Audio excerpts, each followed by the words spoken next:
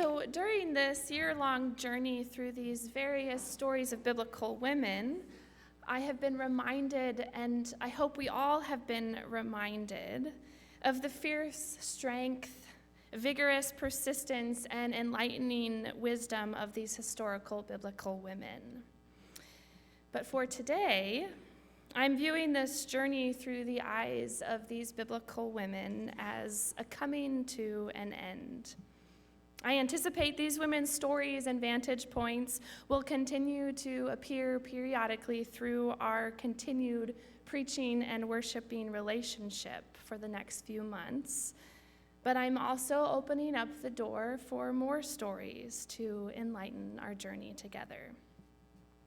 So for today, let's hear from two more biblical women, Shiphrah and Puah. These two liberating midwives will grace our presence today as we explore the imagery that the word midwife could bring to us and the world that we live in now. The definition of this word midwife can be simplified down to bringing into being. And with this simplified definition, we can imagine a midwife as so much more than someone who helps a person bring a child into the world. A midwife could be someone who helps another to open up their life into a new way of being. A midwife could be someone who is present in another's joys and pains, supporting them through a time of difficult transition. A midwife could also be a person who sits with someone in a time of vulnerability, working together through deep and intimate aspects of life. A midwife does bring about birth, but it's also an image of a new life that can take shape in so many different ways for every individual.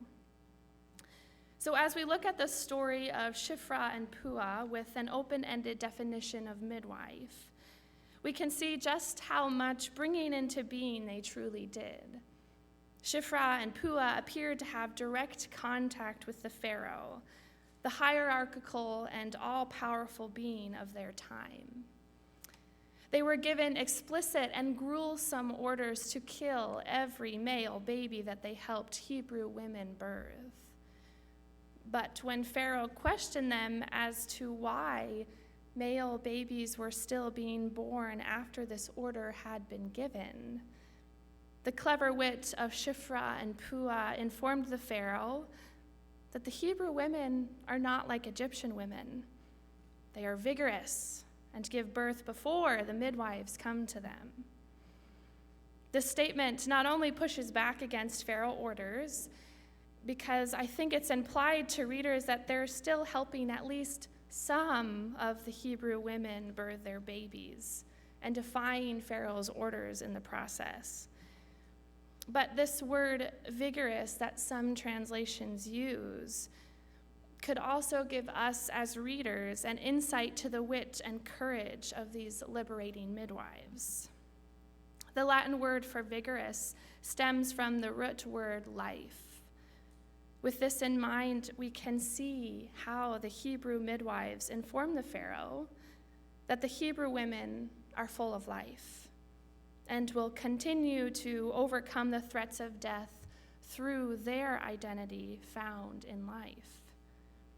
Not only are Shiphrah and Puah defying the powers that be, the Pharaoh, but they are also informing us and him that their identity, bringing about life, resists this death order.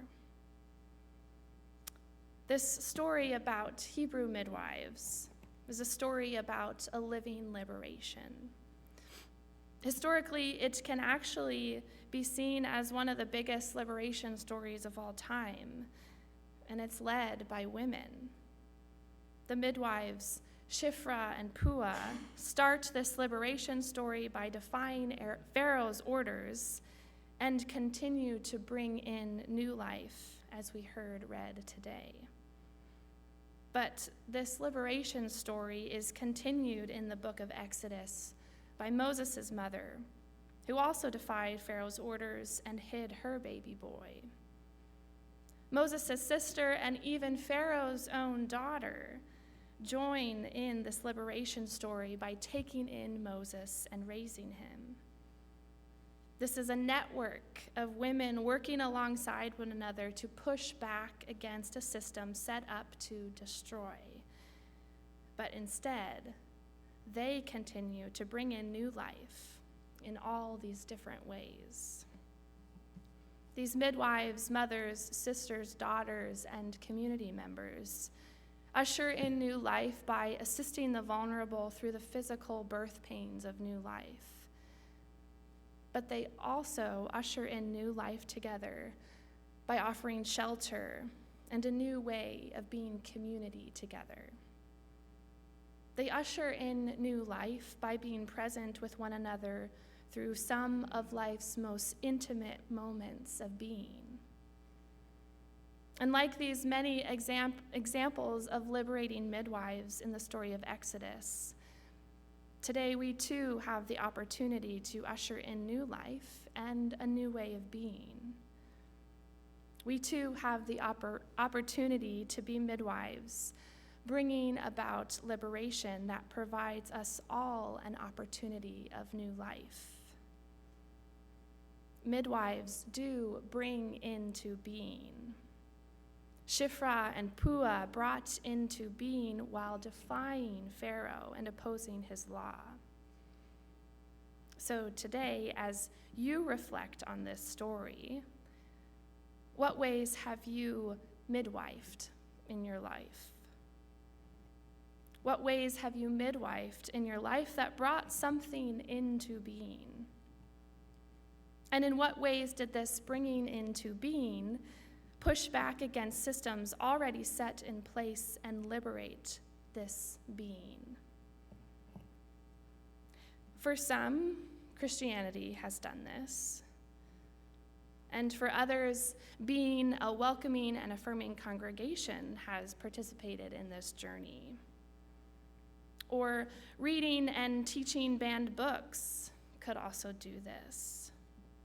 Implementing active listening within our relationships is another way to be someone that ushers in a new way of being. Taking care of our mental health could be a new way of being. Taking a break and saying no could also be a new way of being. This list of possibilities is endless. And this idea behind liberating midwives provides a perspective that we all have the opportunity to bring into being a new life for ourselves and for those that we choose to walk with today. This can go beyond blood relationships, beyond our 9-to-5 work, and beyond the people who we have chosen to be in life with us. So as we think about ushering in new life for ourselves and a new way of life for others in liberating ways, consider those transitions that are most needed or more often than not overlooked. But also recognize that we can't do everything. And maybe if we look around, we're not doing this work alone. This story of the Exodus liberation, we get to watch as two women kick off the liberation of new life together. And it is continued with the help of numerous people further supporting the liberation journey. I believe that the church still has a lot to learn from the women found in this story of Exodus liberation. Like Shiphrah and Puah, we can be clever and push back against systems that are meant to destroy, and instead find ways that lift one another up, like Jesus taught us to do in the Gospels, and like Shiphrah and Puah show us as they lift up one another in these challenging times. Or like Moses' mother, we can follow our hearts and care for those we love, even when people tell us not to. Or like Moses' mother, we can embrace these people and their identities while also creating intricate baskets that celebrate them. Or like Moses' sister and Pharaoh's daughter, who knowingly helped raise someone who would grow up to liberate an entire population. We too can help teach others the importance of liberation. We too can share the dream that liberating midwives bring us in this story, ushering in new ideas, new ways of living, and a new way of being, of who we want to be, and also who maybe the world is calling us to be today.